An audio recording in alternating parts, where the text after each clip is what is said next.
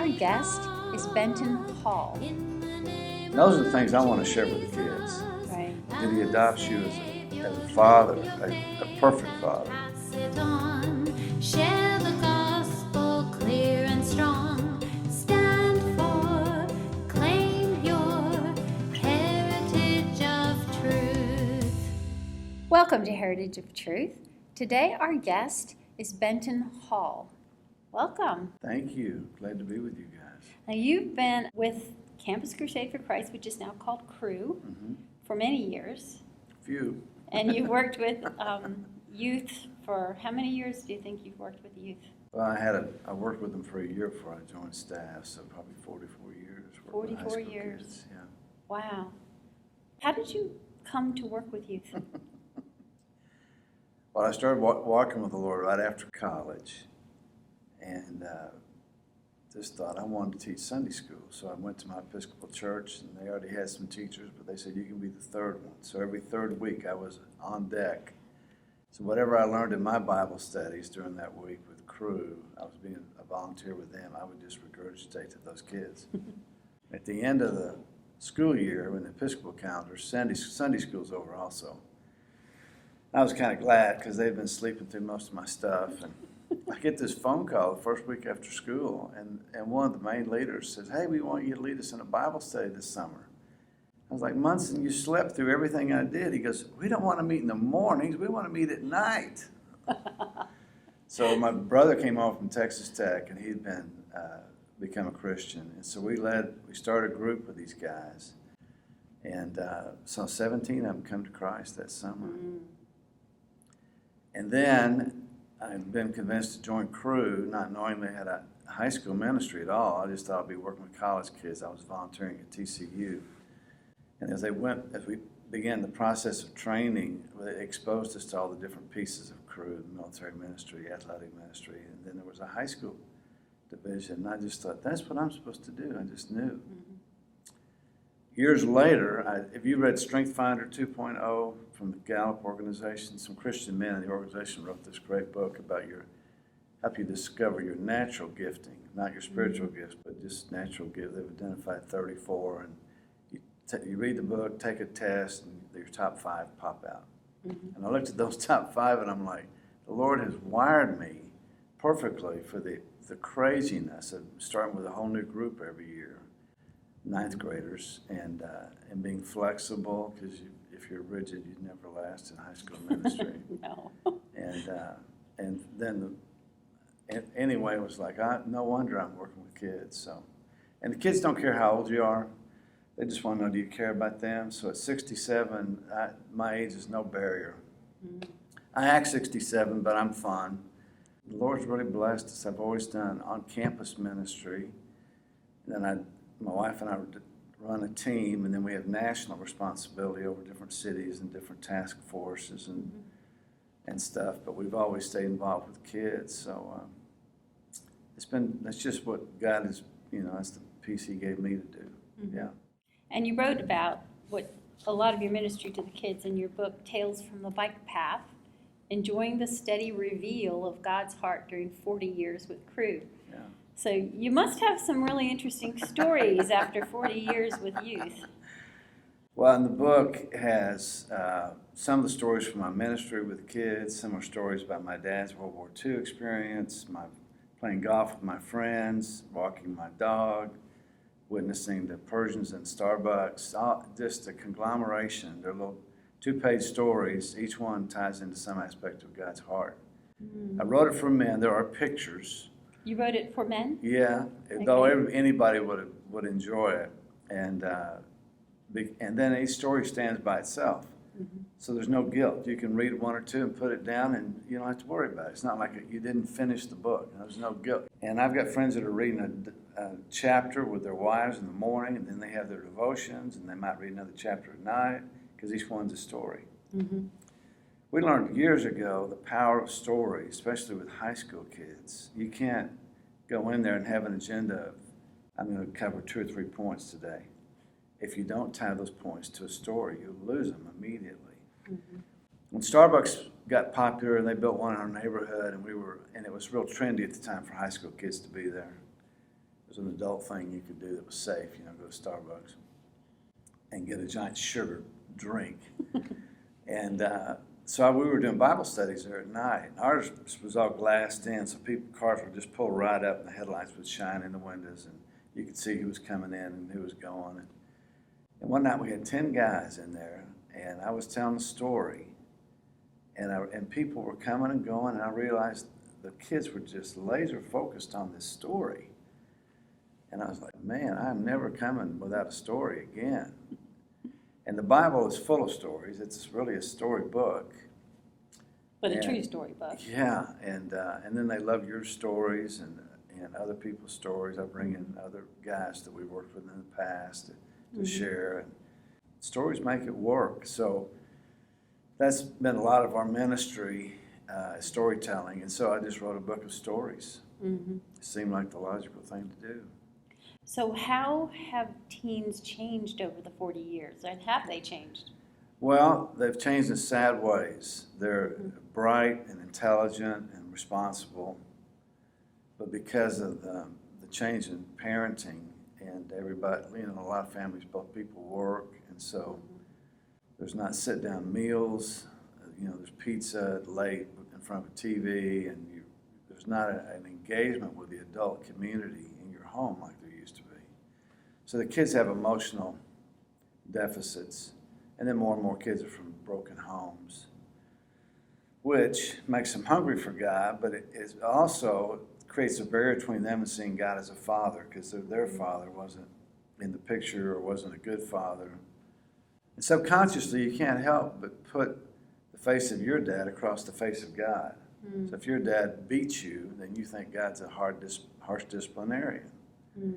And if your dad's gone, you just think, well, God wouldn't want anything to do with me. It's deep psychology 102 at some level, but they all have this real desire to know God.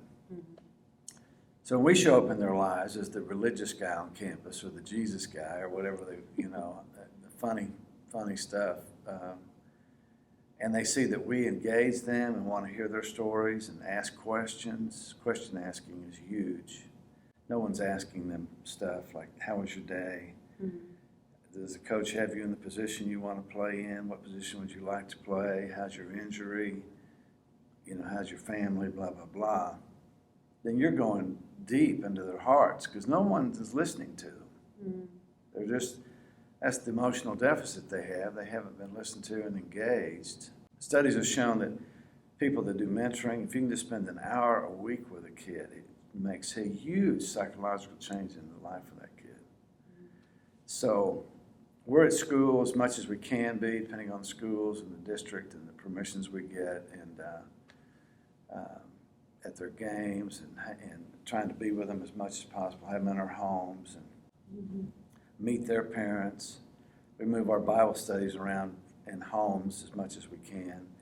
I like to get right under the nose of the parents because I'm older than all the parents now. So you wind up having a ministry with the coaches, the teachers, the administrators, the parents.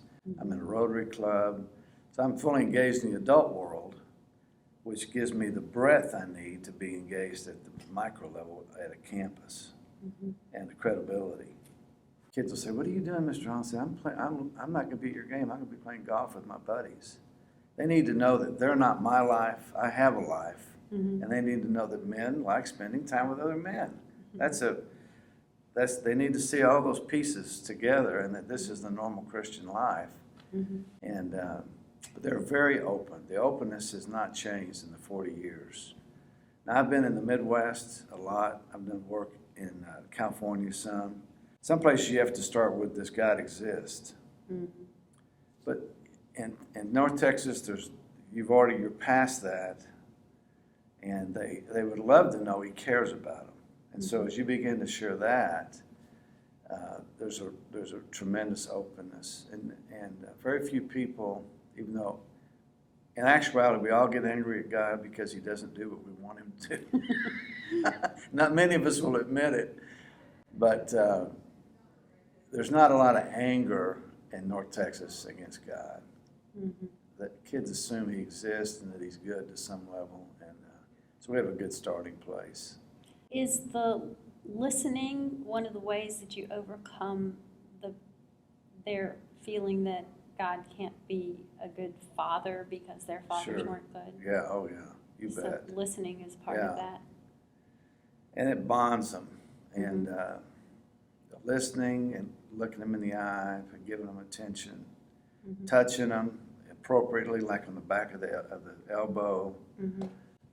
As you get to know them, I'll give them a side hug. Guys will come up behind me and just grab me. In this area where we're so afraid of appropriate touch. And so when they grab me, I just grab onto them. I just grab onto their arms. Yeah. I want them to know I'm huggable. Well, I grew up in a hugging, touching family, and so I'm not gonna hug them every time I see them, but appropriately, I want them to know that, hey, that Jesus touched people constantly, and so that's just part of what. I don't manipulate them; it's real. I care about them. Right. I was at a basketball game and high school game with some kids I was trying to impact, and one of the kids just had a standout game. And I just ran on the field and gave him a hug on the court. Well, he was Muslim. His dad's looking at me, and I'm like, hey, I'm Benton Hall. Your son had a great game, and how are you? And just changed the whole thing to me talking to the dad. The dad laughed about it. I told the son later, I said, don't worry, Mr. Hall won't run on the court and hug you after every game. But I want them to see, I want to be uninhibited in that way, although I want to be also appropriate in doing it 40 years. There's obviously, I don't touch the girls. They want a hug, they get a side hug. One of the stories in the book is about the daddy hug. We took kids to Rio for several years in a row. Two of the girls that went were leaders with us, and they had no dads. And I jokingly said, hey, if we get in Rio and you get sad or homesick, I said, I'll give you the daddy hug. My wife was on this trip. So I forgot all about it. And we did an outreach one night, and a Brazilian girl was there that we had known for a couple of years. My wife and I had met her when she was in the 8th grade. Now I think she was a junior at this point. And she was at the outreach, and one of our girls told a story about her dad being killed in a drug shootout, and how she didn't have a dad, but God had become her father. So the Brazilian girl was just weeping and weeping. And since we were friends, I came over and I said, what happened? She said, well, Lauren's story is my story. Her dad was in the United States and had left their family. And I reached around to give her a little side hug, and she goes, no, Benton, I want the daddy hug. I just started laughing. I was like, how does she even know about the daddy hug? But she wanted me to hug her. And the girl told her story, has become friends with her. Even now, 10 years later, she visits her in Brazil, and she's just standing there laughing because she had told her the story about the daddy hug. But kids want to be listened to. It's funny, as technological as things get, and they talk in bites through Instagram and Snapchat. It makes real conversation so much more valuable. It's like Satan's trying to trick them and get them over where they don't know how to talk to each other. But when you do engage them, man, they just open up. Again, we're not manipulating them. We really care, and so there's that generation is wide open for the gospel. And we really focus on 9th and 10th graders, younger ones. The younger, the more open. A lot of kids, that's why bar mitzvahs were at 12 and confirmations at 12. They were so open and younger. And then as they get older, they think they know a little more, and the doors begin to close a little bit. But 80% of people come to Christ do so in the United States before they're 18. So there's a definite open window of the childlike openness and faith. So the good news is it never has ceased to be good news. God loves you, wants to adopt you as a son. All you have to do is believe in him. And I trusted Christ at an Episcopal church camp. They gave us a chance to do a confession one night. The story's in there too. And as I started reading through my list of menial, trivial stuff at 12 years old, 13, the Holy Spirit really convicted me that these were sins that separated me from God. And man, I began to weep. And the priest said, well, because of Jesus' death on the cross, God the Father forgives you. And I thought, that's it. He died for Benton Hall. Mhm. Not just for everybody, he died for me. And I believed him to forgive me that night. I was 12 or 13, and that simple belief, I remember I stayed up all night thinking about how great it was to be forgiven. And I felt a lift of burden and was crying and laughing and just had an incredible experience with God that night. I think he let me have that because it would be 8 years before I really locked on. I was a little stubborn. I'd go to church, I'd do the stuff everybody else was doing, then I'd go to my Episcopal church, confess my sins in the pew, and then go take communion. I never went back to a priest. But I knew he was still forgiving me. Mhm. I didn't know that it was a personal relationship. And those are the things I want to share with the kids. Right. That he adopts you as a father, a perfect father. Those are the stories in there, whether I'm talking to guys on airplanes or Persian businessmen in Starbucks or my neighbors or the guys I play golf with. There's a story about me getting a hole-in-one, and I was just like, who cares about a hole-in-one, really? An avid golfer would be nuts about it, but I'm like, God just did that to give me a gift with my son-in-law and two of my best friends on a great day when I wasn't playing great golf. I didn't even see it go in the hole. I reached down to find my tee, and everybody starts yelling, and by the time I look up, it had disappeared. And we had so much fun over that. And I'm just like, Lord, this is how big you are. You can give me a hole-in-one. So I'm talking to guys with me, and I said, well, when did you hit yours? And they go, Ben, we've never had a hole-in-one. I'm like, oh, this is special. We're having sandwiches later, and they're like, well, we'll take that ball, and we'll mount it, shadow box it with a scorecard. I'm like, what do you mean? I lost that ball two holes later. You didn't tell me to save the golf ball. So ever since then, it's been a joke between all of us about how I lost the hole-in-one ball. The book is called Tales from the Bike Path, and we're almost out of time, but can you quickly tell me why a bike? My wife and I live on a bike path in Plano, north of Dallas. And Okay. there's a parade of people that walk by, jog by, slog by, ride their bikes. And a lot of events have happened, and several stories from the book happened on the bike path where we hit golf balls and play soccer. And I get the guys from Bible studies will run out there and we'll play games. Okay. And then so they've involved some of my neighbors across the bike path too. Okay. So I just thought, I'll put a bike on there. This is a recreational bike. Anyone who knows anything about bicycles knows that's not a racing bike or just a fun beach type bicycle. And then Okay. so it's going off the page like it's going somewhere. Then you flip it over and the other half of the bike's on the back. Isn't that Okay. clever? All right. Well, where can people find out more about you and your book and your ministry online? Online, there's a website with the same name, talesfromthebikepath.com. Okay. And you can go in any bookstore and ask for it, and it's in the catalog, and the bookstores will have it, and they can order it. Even though it's not it may not be on the shelf, but any bookstore can order Okay. the book. We always encourage people to support your Christian bookstore if you are blessed to have one in your town. Sure, absolutely. Okay. So thank you so much for being our guest, Benton. Thank you. Enjoyed Or it. Benny. What should we call you? Benton now that you're old. Okay. Once you get to college, the professors make sure you drop the nickname. So Okay. Yeah. All right. Well, thank you again Yeah. for being our guest. thank you. Share the gospel clear and strong.